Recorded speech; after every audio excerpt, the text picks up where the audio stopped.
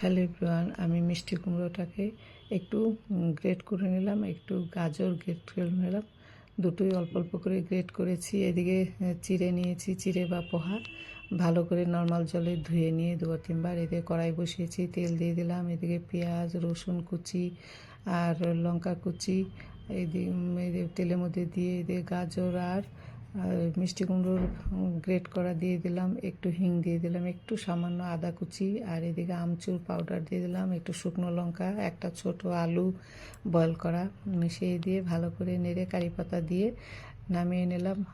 পুরটা হয়ে গেছে, এটা এবার ডো বানিয়ে নেব।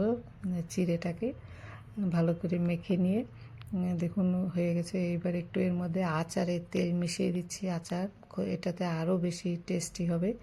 এইবার একটু লেচির মতো বানিয়ে এর মধ্যে পুর ভরে দিয়ে ভালো করে একটু মুখটাকে বন্ধ করে নিয়ে দেখুন এই বলের আকারে তৈরি করে নিলাম সবগুলোকে একই রকম করে, এরকম করে বন্ধ করে তারপরে সবগুলোই একই রকম করেই বন্ধ করতে হবে।